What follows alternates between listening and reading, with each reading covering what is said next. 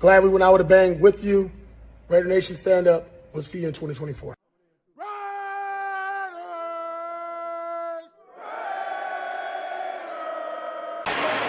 This is one word, two syllables. Ridiculous, right?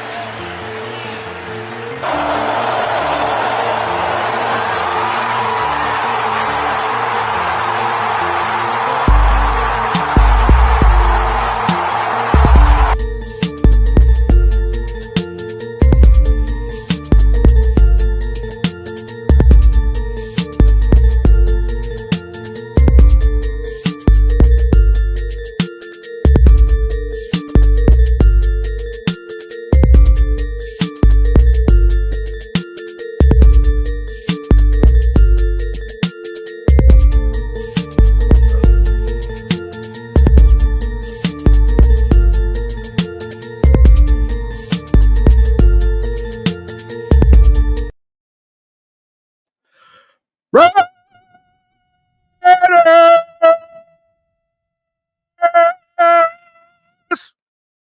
2024 was happening. We here. We made it. The offseason is over. Training camp has started. It's hot as hell. That's why we got the flames behind us.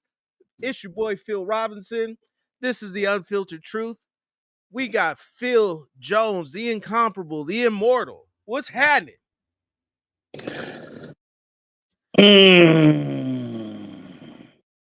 That smell. That smell. It smells so good. So football is back, baby. In my grasp.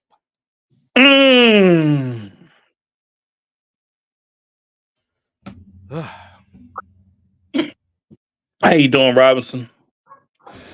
Anytime I get a chance to sit down and talk ball, I'm doing well. You know, we ain't talked ball in a fucking minute. I mean, shit. I mean, ain't nothing really been to talk about.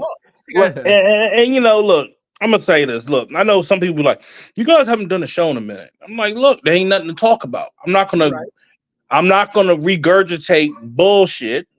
I'm not gonna start some, you know, crazy rumors or crazy scenarios. And you guys are like, oh, I think this is gonna happen. And you know what happens? Somebody tries to make some crazy ass article about it, and then they try to sham wow and make it as something that it really ain't. Rich, kiss my black ass. I'm wearing my fucking Lakers shirt, bitch. Anywho, it's good to be back. It absolutely is. I miss a lot of you motherfuckers. I mean, shit. I know some of you motherfuckers are like, well, I don't miss your ass. Well, you know, if you don't miss my ass, you can kiss my black ass. Said if you didn't miss my ass, you really wouldn't be watching right now just to tell me that you didn't miss me. So go ahead and say, we here, you here. It's the beginning of a new season. And you know, I put up a poll during this off season and just to ask, how should we be covering AP's Las Vegas Raiders?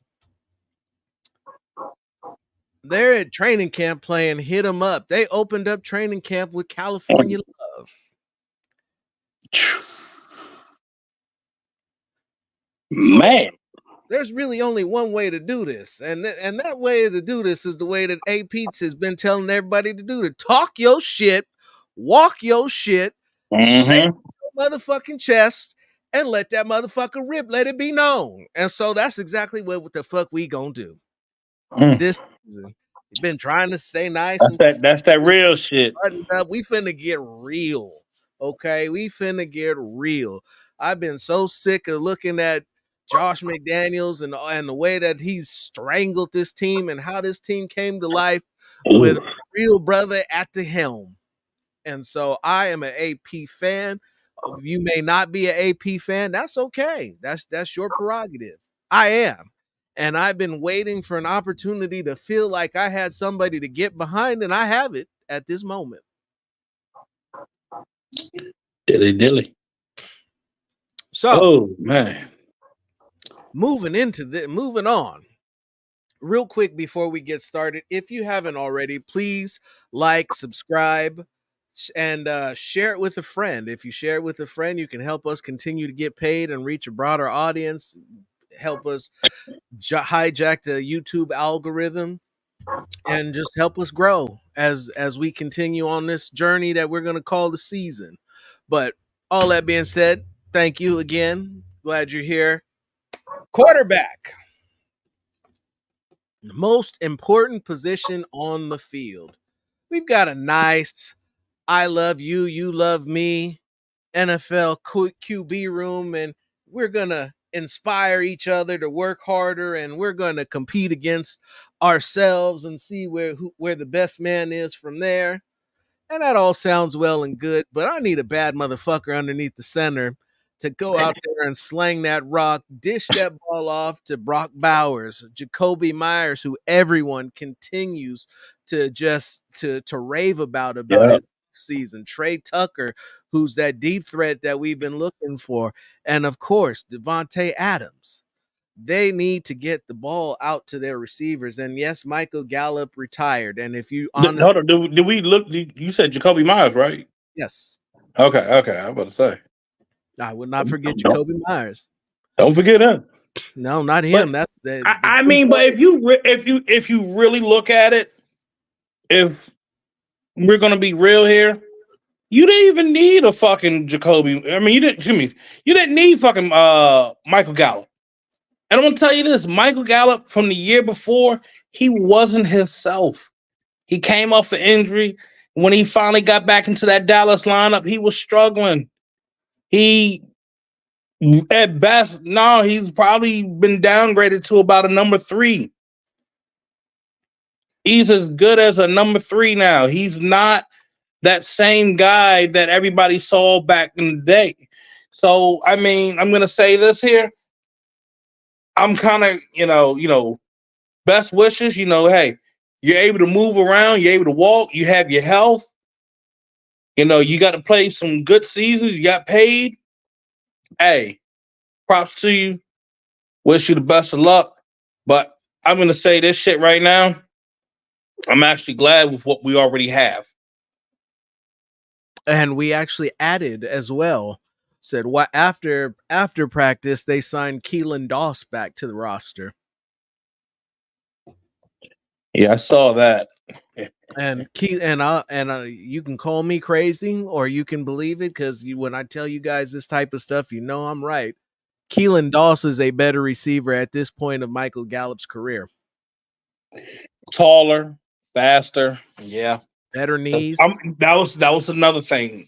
Gallup lost his speed. He lost the speed that he had at the time. So I mean, again, I come out and I'm just gonna say this. The Raiders are better off with what they have currently right now. You have height, you have the advantage, you have speed, you have the speed at the tight end.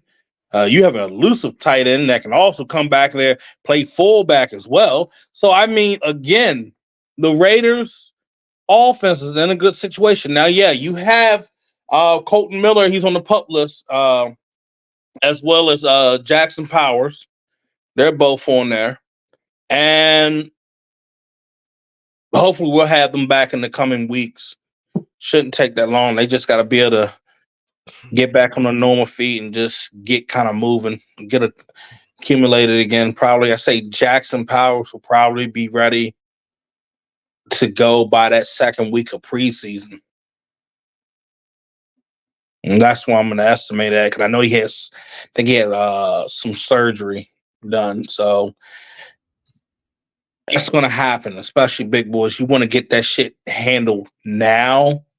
I think it got handled during the all season, doing like mandatory mini camp. So It's been handled. They got their surgery. I'd rather have this shit done back then versus you finding out first week of training camp. Oh shit, he done made it worse and he can't even go. So we just gonna have to play that waiting game. Mumford, he's gonna be at right tackle. They might switch him around and probably have him swing over to the left side, or they might use Andrus Pete play that side as well. So you got depth where you can got guys to kind of fill in right now. But your main two guys, I mean, yeah, they'll be ready to go when it's time's ready. Yeah, and one thing to consider as we enter into training camp, the Raiders don't have any joint practices. That's a great thing. I happen to like joint practices myself because I like to see what it is. It gives me a better gauge of who's really doing what against somebody else. You can go against your guys and be better than your guys, but if there's better talent out there and you can do it against better talent, then that suddenly gives you more credibility moving forward with the season, at least in my opinion. So I say this is one thing I will say. It's we know what we're seeing that we have on defense, but it's gonna really come down to how things click on this offense. And like you said, you need a quarterback that can throw. You need a quarterback that can get it done. I mean, we got linemen that can protect, and you have this coaching staff that you bring in for the offensive line, and then also bringing in Joe Philbin. That's a fucking major plus. So if you worry about protection, we're going to have the protection. We're going to have the guys that can actually coach and teach these guys the proper ways to keeping our quarterback up, whoever's behind center. Absolutely. And as again, going into training camp, one of the things that I'm really looking forward to is how well these coaches are able to impart their knowledge into the players. This is an A++ coaching staff, all from top to bottom, especially on defense. This is literally the best defensive coaching staff I think I've ever seen. It's like the all-star cast you see in that one movie. That's what it reminds me of. Yeah. You got like, damn, we got that guy. They got that one guy playing in this shit. Okay, we can rock with this shit. All right. I'll watch that movie. That's how it is. You're gonna have like, hey, we got Marvin Lewis. Boom. Okay, shit. We got who else we got? We're gonna add that guy. We got that guy. Shit. It was like Oprah's giveaway for a coaching staff. Now you got guys that can, you got the coaches that can work with the D lineman, you got the coaches that can work with your edge rushers properly.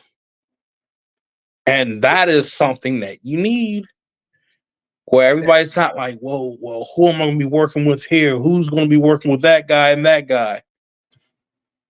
Now you got it.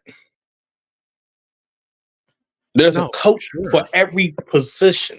And that was something you don't see as much anymore. You used to with some staff, I would say, I think you know what's crazy? I think Kansas City actually does have something like that with their staff. I know Tampa Bay did. On offense, I'd say it's more on offense and defense. They had like for each position for a while though. So I say the Raiders are in a good position. They are. Don't get me wrong. There are unknowns, and everybody has every right to bring that up as well. We don't know how this is going to look. How they're going to put the puzzle piece together. Are they going to run with this same energy that they had when Pierce took over? It's going to come up. I mean, you can't get mad about it. I mean, shit. People play off of emotions, and then the following year that shit could be gone. But I would say with this team that's still about 95% intact, you know, the emotions and that bloodlust is still there. It's not gone by a long shot. It's there. No. In fact, it only got stronger. Kev, I like what you said. They're not in a toxic environment. No, not at all. In fact, so much so that that was one of the key things that Coach Pierce said right off the rip, that they're out here looking to continue to build on what they've already started. They want to get the togetherness, the camaraderie, the love for each other, the love for game, to go out and have fun with one another so that they can perform at their best level, free and loose. I think that's what we've been looking for a long time. And then, and I'm going to say this, and I'm going to point this shit out, and I'm going to be done with it. There's always somebody that wants negativity to hang around with a team. There's always somebody that wants the drama to stay around with his team. People that wanted to keep running their mouth with the whole situation with what went on with Pierce. Again, shit happens that's out of act. Technically speaking, things can be handled. Everybody deals with it on a daily basis. But for some folks to keep running their fucking mouths in the comment sections as this man is doing his presser about that situation, that's some cold bitchness. If you want to carry that fucking energy, being a cold, sorry ass bitch, want to bring in negativity on this team, and they trying to do something right, bruh, get your ass back to the kitchen. Go somewhere else with that shit. Go to the fucking Chargers with that shit, bruh. We don't need this shit this year. Everybody's trying to come together and want to win this shit. They want to try to build something strong that can last long. Maybe things don't look amazing right away, but they're going to try to push out wins. They're going to try to fight. They're going to be physical. And I know the one thing we're going to try to get done is what? Beat these motherfucking Chiefs. Stomp their throats. Because I'm going to tell you this shit. The people in the league, they were like, oh no, I don't like that. You had articles and reports being put out like that seems very threatening. When the Raiders have their shit together and they start fucking people up, people are scared, but the league is fun to watch when that happens. And if you don't believe it, look no further than what Kelsey said about that. Everybody on the Chiefs thanked the Raiders for kicking their ass. He said, Travis Kelsey literally said that AP had those dudes ready to brawl every play. They came in and they kicked our asses. To have that intensity, that intent to come out every single down, just saying, like, you know what? Nah, motherfucker, that ain't enough. That ain't enough. I want it more than you do, and I'm willing to show you how much more I want it than you are. That is what this team needs. It's got to go consistently.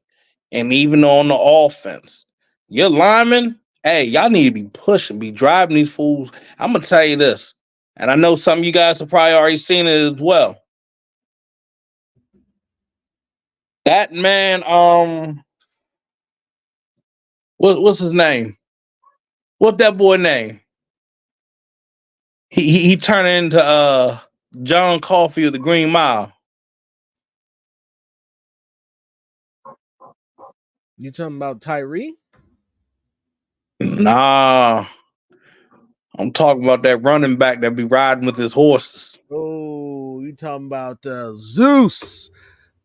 Zeus the Almighty. Instead of that throwing motherfucker, you just gonna see him that explode. motherfucker, nah. I know everybody be like, I usually call Tyree Wilson John Coffey, but Zeus, man, the man done scared me. This motherfucker, he went to the busted up gym that you had back in the day where he was like, it's all rusted equipment, but man, you still a bad motherfucker lifting that shit up. Yeah. High school weight room when you didn't get a new one. It's staph infection laying around there somewhere, but you still dominating up in that locker room. Curling what most people are repping on.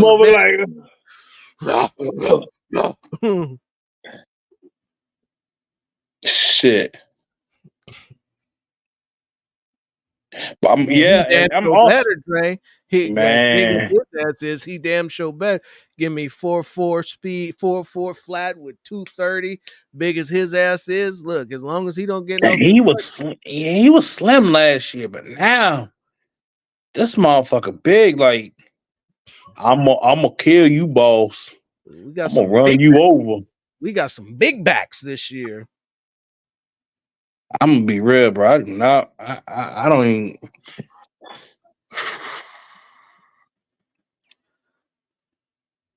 Nah, man. You say Tyrone Wheatley, bro. I mean, Not as fast. I think that's You got to more. take Tyrone Wheatley and take 0.2 of a second off his 40. So But think then but you know what? I look at Freeman that they brought in from Chicago when it was under Luke Getsy, and that motherfucker was just running motherfuckers over and over and shit. Mm-hmm. Like it rejuvenated his career. Cause they went on and re-signed that motherfucker, bro. So I'm gonna tell you this: with Zeus coming in swole and then still maintaining his speed, as from what I heard the other night, they said he still got the same speed going. Oh wow. So Zeus coming in, So I need to keep that man walking in like hydrated. Broly. Keep that man He come hydrated walking and in make like sure he Broly, stretches. and he still got the same speed. Nah. I'm not even gonna say Zamaria's poor man's Latavius Murray. Cause you know why? The problem with Latavius Murray couldn't fucking get low. If he ever learned to get low as a running back, he would have dominated in this league. But he failed to do that. Dominated more. He made the Pro Bowl without being able to get his pads down. I hate to say it, bro. Homeboy should have stayed his ass. No matter what, he should have stayed his ass in with the Raiders instead of going to Minnesota, because that shit did not work out right. He got his money though. Yeah. At what cost? It worked out just well for him. Maybe not for the long duration of his career, but his pockets benefited greatly. So, yeah, Tamir runs harder than Latavius Murray. I would definitely say that shit. Fucking So, real quick, hold on. So we got 200 people in the live right now. So if all 200 of you just hit the like, send it to one person, you would greatly help the cause, and we would be forever in your debt. So please just send it to one person and hit the like button. And if you haven't subscribed, please subscribe now. Give us that unfiltered salute and become a member, one of the Unfiltered. It's going to be a lot more stuff coming up as we get deeper into the season and as things get rolling. We know a couple of things. I know it's been a while since you've heard us talk, but trust and believe it'll be worth it. yeah. But continue. Now here's the other one. Dre, appreciate you, bro. Man, I'm just going back over here and looking at the staff. And I've talked to a few people about the playbook, and no, I don't know X's and O's in specific plays, so no, I don't ask. But from what I've been told, what I continue to be told is that the concepts are simplistic, they make sense, it's easy to digest, and players should not have a huge problem with the playbook and learning their plays and doing what they got to do. And again, if you can't get it done, well, this is professional football. You'll be shown the door.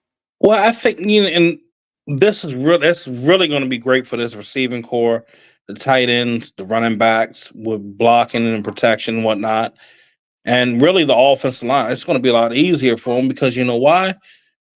As you go back, there was Devontae Adams had a little interview with Shannon Sharp on Club Shay Shay, the little podcast, and Mhm. he was talking about it, saying that playbook was downright fucking difficult. For you to try to pick that up right away, it was impossible. It took time. Yeah, Kev, it was like that man was writing in Mandarin for the plays and formations and all that. And I even got like a little I even got an old playbook of what McDaniels had. And basically, I'm looking at that shit. I'm like, what the fuck? It's like over 900. It's 900 pages. And I say about 45 to 50% of the stuff that I was looking at, he ran the last what? The first season that he was with us, and then the first half of that season before he got fired. So when I tell you, I'd be frustrated too. If I was a player, I would definitely feel overwhelmed.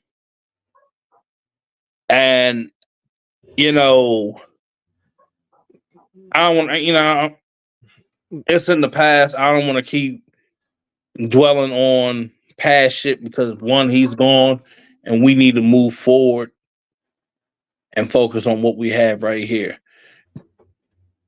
And it's like we got a backup to a backup to a backup to a backup to assistant to assistant to assistant with all these damn coaches here. I'm gonna tell you this shit. You got an assistant tight ends coach. You got the tight ends coach. You got a passing game coordinator. You got your quarterback coach, senior offensive assistant. So you look at your quarterback coach, you look at your assistant quarterback coach, passing game coordinator, and your senior offensive assistant. You're going to be having a whole bunch of chatter and conversation going in there. And I keep forgetting, you got DeAndre Pierce. He's going to be helping out on that. So that's going to be interesting to see. For sure. And not only that, but you look at the coaching staff and how many former head coaches are on this staff? How many former? I got it right here. I believe that's 4. Former head coaches. Do you count interim head coach? Yes, you do. Well, not AP, but 1, 2.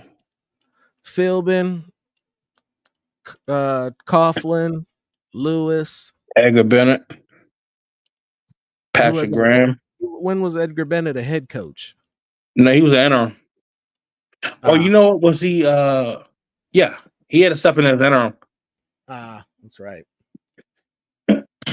Patrick Graham. I didn't. Oh, I meant. Got the job. Oh, Marvin Lewis. So Marvin Lewis, Joe Philbin, Philbin, Lewis.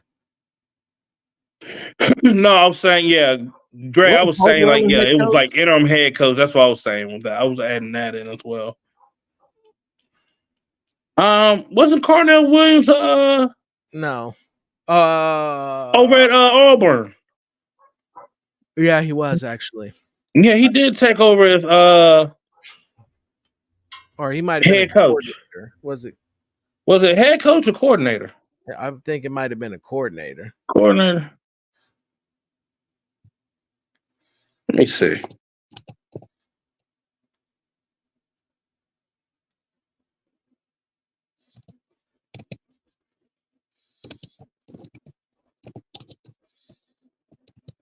I think it was coordinator, yeah.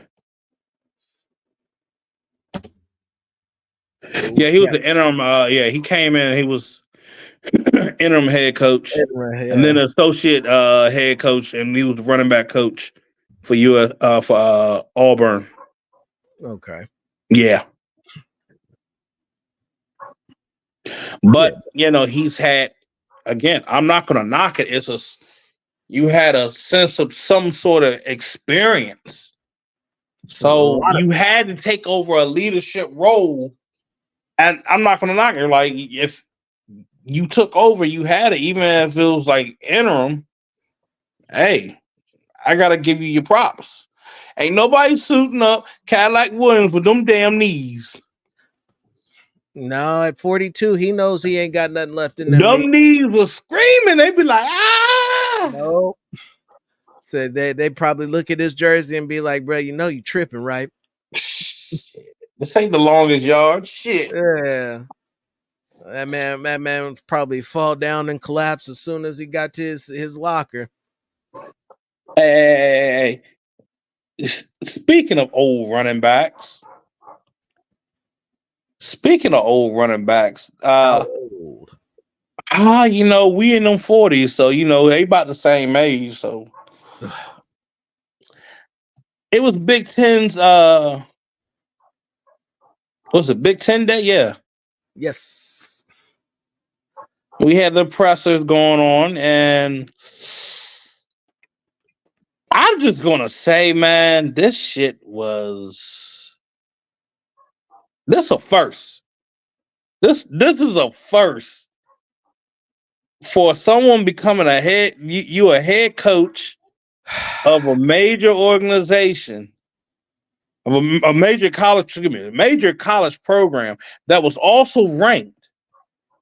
And this is how you come out. Now, I mean, granted, I've been there before where I had kind of stumbled over what the fuck I was going to say and shit, but I at least found a way to back myself up and just like, okay, let me regain my train of thought and then come out where I'm not looking like, and then boom. Well, and then I'll just tell you guys. Coach Foster, welcome to the Big Ten. We'll begin with your opening statement. How you guys doing? I'm happy to be here. Glad to be a part of this great conference. Finally putting two great emblems together, UCLA and the Big Ten. We're a school that's won, 123 championships, so this fits us being right in this conference. Football-wise, we're just excited. You know, I'm sure you guys don't know too much about UCLA, but our football program, but we're in LA.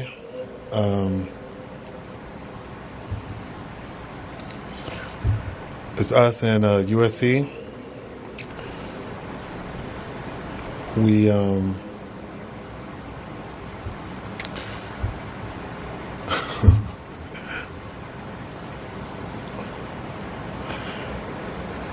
I'm just basically excited, really. That's it.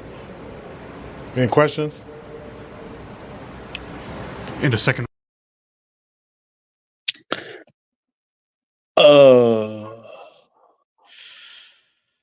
I'm basically excited, you know. I mean, don't get me wrong. Like, I'm gonna say this. I will say this. I will give you a benefit of the doubt. You getting the opportunity. You went from a running back coach to a new head coach. It's a lot to process, but again, that shit happened months ago. Where you already processed that shit. You should have, motherfucker, I'm gonna tell you this, as long as you had some cards to read off of, you know, you would have been, okay, all right, fuck it. Sometimes you gotta read off the fucking cards. Sometimes you gotta read off the motherfucking teleprompter or some shit, okay? We ain't perfect, but to stand there and be like, oh, it's us and USC. And you know, we here. I'm just real happy. Proud. We blue and yellow. Or yeah. I'm happy to be here. I'm having the ball. Don't even give to having the ball. Hit you with that.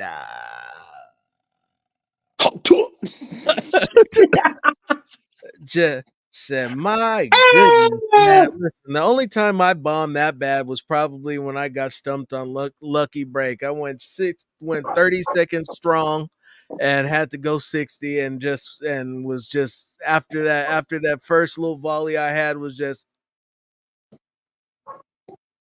The only time I've came that close to like really hitting that. I had to speak in front of 10,000 people. And I'm gonna tell you this: you got 10,000 people looking at you. That shit is like stomach dropping, all that shit. Cause you say something that's gonna fuck up, you gonna be like, oh, well, damn. It's cool. It's only 10,000 people looking at me, watching me stumble and make a fool of myself. And I'm not gonna lie. I stumbled for like the first like 25 seconds. I said, okay, y'all bear with me. Look, I gotta get myself together. I didn't have my coffee today. I say about a good half of you guys in this room didn't even have your coffee. I had to try to just, ramble a little bit and then got myself together where I can start to feel better. Sometimes you got to do that shit. I'm going to tell you this. You come doing this, doing any presses, during the season, it's going to be ugly. Ugly. This man, do you swear to tell the truth and nothing but the truth? So help you God? Oh. I did not have sex with that woman. I like beer. That was bad. And immediately when I saw that, the first thing that came to mind was Joan and payroll and the absolute disaster that Jim Tomsula's introductory press conference was. Oh my God, bro. He should have taken the plea deal. He said he should have taken the plea deal. I want to thank Joan and payroll. It's not only writes my checks, but she's my financial advisor. Like, we're giving Joan and payroll a shout out. You're coaching the Niners. Hey, y'all know she's in the back row, like she's like, hey. Holla at your girl. I do credit too. Get at me, dog. Look, the GM and the owner said, sit your ass down. Said, hurry up with this fucking presser. Just took the plea deal. You got the public defender out there after a bender, huh? I'm going to say something right now, and it might have folks feeling like, now, why you got to do that, Jones? Why you got to start that kind of shit, man? You don't want to hear that bullshit? I don't think it is bullshit. Lay it on him. Go ahead. Dark horse in the quarterback battle. Yeah, you really said dark horse. Oh, shit. That did come out bad. Wow. Oh, shit. You know what? Got a QB room with two white dudes and a black dude, and the first thing out your mouth was a dark horse. You know what? Kiss my ass.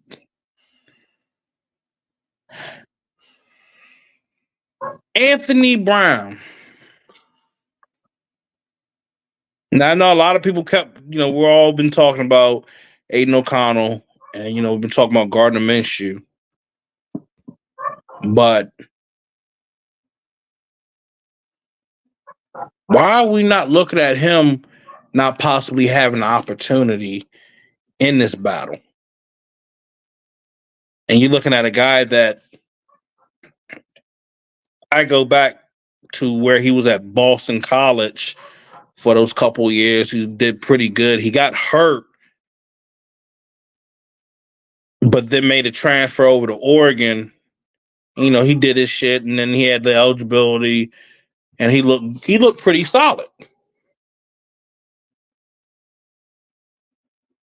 What makes you think he doesn't have a chance in this rat race for the quarterback position? Because he's got no starting experience. Whoa. Did he start a whole season? Did he start a whole season? No, he did not, but he has starting experience. But he did have starter experience, and then he did start in the playoffs. So shit. I mean, he also possesses the best deep arm out of the QB room. the strongest deep arm. And I'd also go out on a limb and say that the dark horse candidate is probably the fastest guy in the room as well.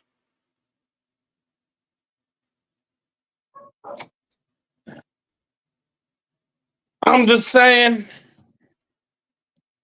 maybe keep your eye out. I'm not saying it might be the biggest thing, but who knows?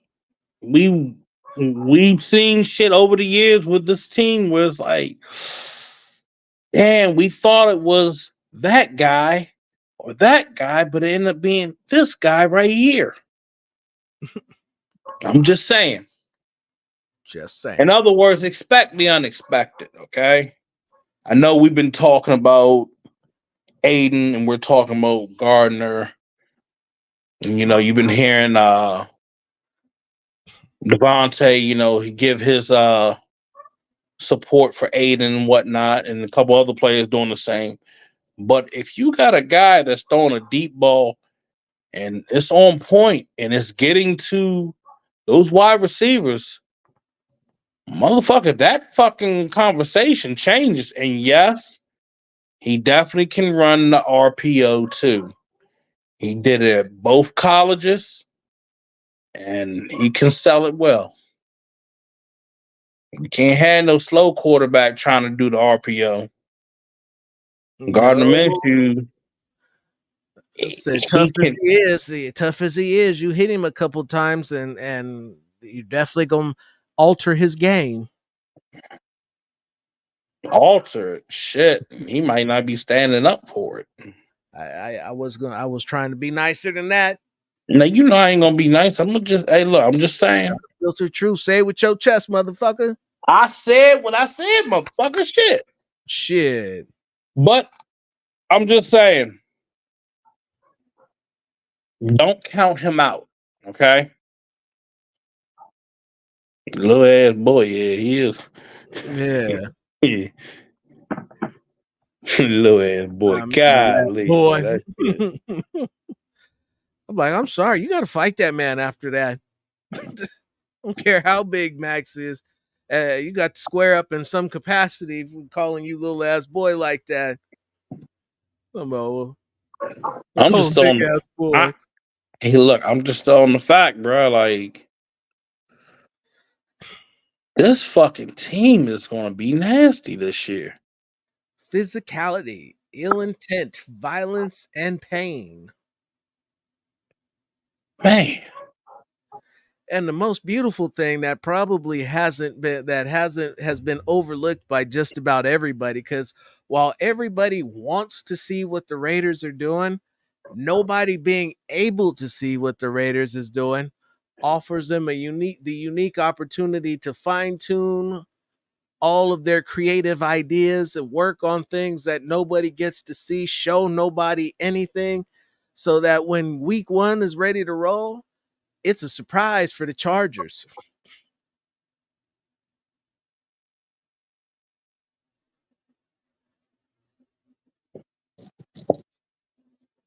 Damn. This your beat reporters are only going to see what they want to be, what the team wants them to see. That secondary room is deep. Need to see what corner number one or corner number 2 is going to be. So currently Jack Jones is number 1. I would love to see somebody be able to challenge him. And I think corner number 2 is between Faison and Bennett.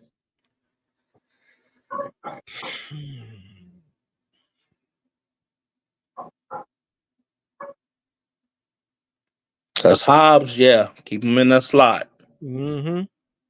But again, the corners that they brought in, they're pretty solid. And I did like what Jaquan Shepard did at Maryland this past year. Another Maryland boy you bring in. They're not bad. If you look at some of the Maryland players that are on defense over the years, they're pretty fucking good. Definitely solid. Cause look what Darnell Savage has been doing for The Packers. Packers. So again,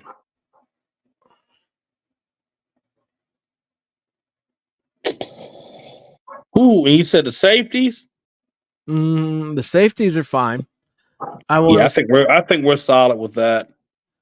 Yeah, we're good at safety. The corner situation is one to continue to monitor. Like you said, the top two or three, we know who those guys are. Four gets a little dicey. Then after that, we'll see we'll see how well the young guys develop. I'll be damned. Yeah, bro. I just realized, bro, like I fucking guys can literally lay back and kind of rest right now. Powers and Miller. I keep forgetting we picked up Cody Whitehair. Yeah. So he'll be playing that right guard position. Or should be playing the left. He'll be playing the left. And then you'll have Parham at the right guard. And then Pete, or you'll have Pete basically Pete and should be working Glaze and Munford is who you should be working. That too. Another Maryland player. Not quite the tallest oak tree, but long arms, decent size. What was 6'4", 6'3", 314? Yeah. Yeah, you'd want a little bit more weight, maybe an inch or two in height if you could get it. Glaze? Glaze is 6'4", 223. I mean 323. So that's not a bad height. And I know we got Reggie McKenzie's younger son. We got Jalen McKenzie. So JPJ will have a spot before him. Oh, of course I keep forgetting. He got. I keep forgetting you got Andrew Coker. So again, I mean, you want to work these young guys in. You want to get them working. Get them working now. And the beautiful thing said, AP don't play no favorites. Everybody's playing in the preseason. Yeah. Said you got nobody on this team, Devontae included, has earned the right to not play in the preseason. Y'all ain't won nothing in decades. And Dalton Wagner. That's one. I hope that he develops. I hope that they get Philbin and James Craig to work with him, and they get him to where he needs to be, because that's a big wild man that would be perfect to be on the outside edges bookend. No, they didn't. Hold the fuck up. Oh, bro, please tell me. Please tell me they messing with me. What? Hold on. I got to double check.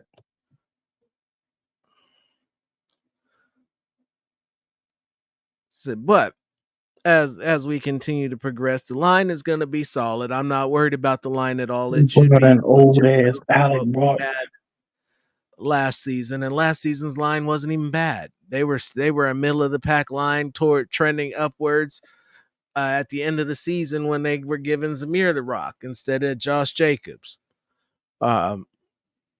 Defense is going to be the strength of this team because they're really good.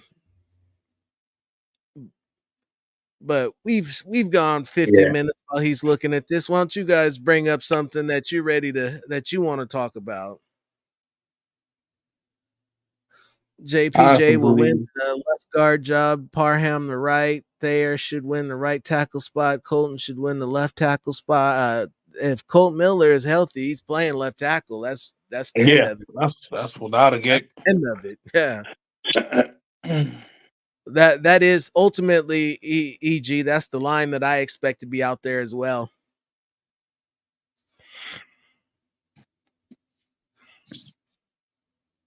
Yeah. I definitely look for that line. I think that would be their best line. Is in that particular. I believe that Parham is better on the right side as well, and JPJ, if he plays guard, will be a great guard. We'll see if somehow he manages to seal the center spot. We'll see. I don't envision it, not with Jay, at least not this year, but something to keep an eye on. I'm not a huge fan of watching guys succeed at one position and then moving them to something else when they get to the pros and then wondering why they're not seeing the same result.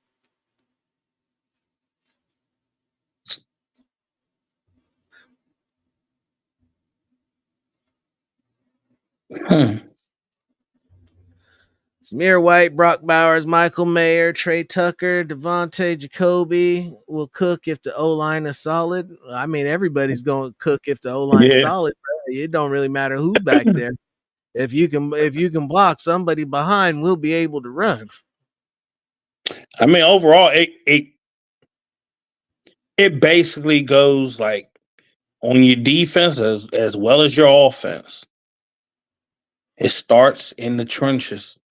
If your O-line is dominating, they're going to get the shit done to where your back end guys, your backs, your receivers, they can do what the fuck they need to do. Same on the D-line. Defense, they get that pressure, they getting towards that quarterback. That's why your corners and safeties ain't giving up no big plays. Raiders last year, that second half, when you allow Patrick Graham to do what the fuck he needed to do, and the D-line was getting the push that they wanted, linebackers could do what they needed to do, corners were doing what they needed to do, safeties did what they needed to do. And did we really give up big plays last year? No. Nope, not through the air. So, again, and this is why, and I'm going to tell you this sincerely from the bottom of my heart, because I don't give a fuck about anybody else but you guys. A lot of these folks these talking heads that you hear, it's probably maybe about one or two of them that really watch an entire Raiders game. Ones that you hear on NFL Network, ones you hear on ESPN saying, well, I don't think they're going to bring this woo to the table. These motherfuckers only watch a fucking 3-minute highlight tape. Clips. Of what the Raiders were doing. And then look at stats and see what's been brought to the table from PFF. And try to say, oh, this is I don't think, well, you look at PFF, they're not looking too well at this spot, and they let go of their best guard in Alex Barr here, blah, blah, blah. They don't know who the fuck. They don't. They just don't know what the fuck they are talking about. It's not really media hate. It's lack of. It's a piss poor job as an analyst, what you're bringing to the table. And you have a lot of them doing a piss poor job. They pick and choose. They nitpick who they really want to watch and really focus in on and talk about. But when it has to come down to where they want to really, like, hey, today's topic is about the Raiders, they'll breeze right past and do a 3-minute this and that, and you're wondering, like, what the fuck is he talking about? I'm going to tell you this. Tom Pelissero, I couldn't believe it, talked out his ass on the Rich Eisen show. And was saying, I think he was saying something about I really gotta go back to pull up the exact words. The Raiders had got their ass. Oh, yeah. He was talking about when the Raiders got their ass beat by Luke Getsy's offense against the Bears. He said this shit happened in fucking Vegas. Motherfucker, this shit happened in Chicago. He said that Antonio Pierce saw this shit, said that, damn, we got beat at home by the Chicago Bears. I said, hold up, is he really saying this shit? Is he really talking this shit out his mouth like this? Come on, fam. You're supposed to be an insider, and you talking backwards with this shit. Wasn't paying attention to what he said at all. So when I tell you, you hear motherfuckers say this, and this. Game, Cedric, I forgot which one was it. Deontay Foreman. Excuse me. Yeah, Deontay Foreman. Yeah, running that's through. That's what I meant to say. Yeah, he was running over here. God like damn. Cedric Benson back in Texas. And that was a main part of that offense. And then again, this motherfucker, McDaniels didn't want to go with fucking Aiden O'Connell in that game. And you had old timid, what's his name? I forgot the motherfucker's name. Brian Hoyer? No, yeah, he went with Brian fucking Hoyer, and then he went with yeah, because Garoppolo, he was out. Yeah, it was Brian Hoyer. Golly, man. And if he could, he probably would have signed somebody else before he went to O'Connell. But then when he finally put O'Connell in, he set him up to fail. It was set him up to fail, yeah. I don't know how many times you can watch your right tackle get beat by the same guy and continue to leave him one-on-one. I was like, what the fuck are we doing? Failure to make adjustments is bad coaching. And you can't look at anybody else and put that on anybody else when you're not making any adjustments.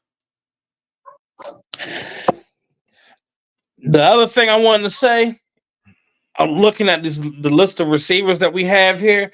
Man, Edgar Bennett can make something out of nothing with these kids. If you look necessarily nothing, it's they got talent. It's just that it has to be used correctly. And a lot of these coaches, as we were just talking about the former, are so married to their systems and their schemes that they can't maximize the talent that they have on the roster. Ramil Keaton from Tennessee. I'm gonna keep my eye on him, see how well he does. I'm looking at Tulu Griffin. That's another one I was looking at. Tulu Griffin, Keaton. Those are two guys. I still got Wilkinson that we had from the following year that we brought from the XFL. Mm-hmm. He's an interesting one too. Yeah, he needs some PT. I feel like he's chomping it. He's everything that they could be looking for in a wide receiver, but getting no burn. And then I'm also looking at like, hey, you still got DJ Turner. DJ Turner has done great on special teams.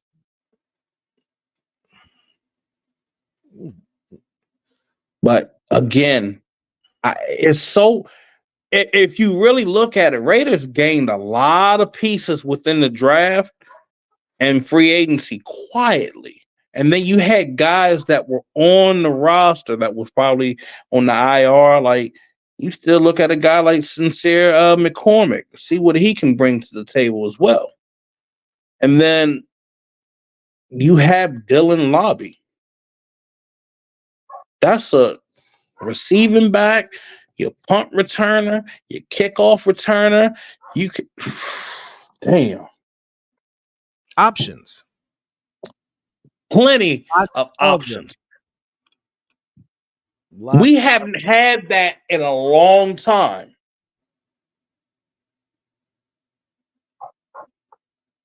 It's been a long time since the Raiders have had that. And I'm just going to say, I'm here for it. But it's all going to come down to the most important position on the field. And that's, what do you get at quarterback? How do you protect your quarterback? How does your quarterback execute? Yeah, all the pieces are there. Is it a roster constructed the way you typically see a Raiders roster? No, not really. But the sum of its parts can be great. as long as you get an effective and productive value from your quarterback. Very true. But you got anything else for these good folks this day one? Everybody Yeah. broke a sweat. It's day one. You know, we can talk it up. We can make it look spectacular and whatnot. But again, it's day one until they put them pads on, until we start seeing them run full routes and whatnot. Things can change just like that at a snap. About it because nobody gets to see anything. But I will say this: nobody's guaranteed. I mean, yeah, Devontae got his spot, but I'm gonna say this: Max, nothing is guaranteed. We say Aiden probably gonna be starting quarterback. It might not be Aiden. You say it's gonna be Gardner Minshew. Guess what? It might not be Gardner Minshew. You might end up seeing Anthony Brown. You might also be seeing, for starting that tight end, it'll be Myers. And then you look at the damn cornerback position, shit, it'll be Jones and Bennett. Things can change just like that. So, other than that, I ain't got nothing much else to say. We appreciate you guys. We're at 3:05 tonight. Greatly appreciate it. Hit that like button. If you haven't already subscribed to the Unfiltered Truth, please subscribe. You can find me and Robinson on Twitter. I'm Phil Jones NFL. You running at what? Philip Robinson the third. Same one. Haven't changed it yet. You can Give Google us me. a follow. We'll be chatting Raiders football. We'll be keeping it going. We'll try to keep you guys as up to date as best as possible. We're gonna be working on the guest list. It's a work in progress. We're reaching out, seeing who reaches back. So nothing concrete and solid yet, but we're working on it. Please believe it's still it's day one of training camp. We'll get there. If you guys see me talking other stuff within the NFL, I'm on assignment. I'm on assignment covering other things within the NFL. I will also be covering college football a lot this year, like I did the year before. I'll be covering Navy, Maryland. I'll be also covering Baltimore. I'll also be covering with the Raiders as well, once again. So, other than that, you guys take care. God bless. Enjoy the rest of your evening. We'll see you guys later.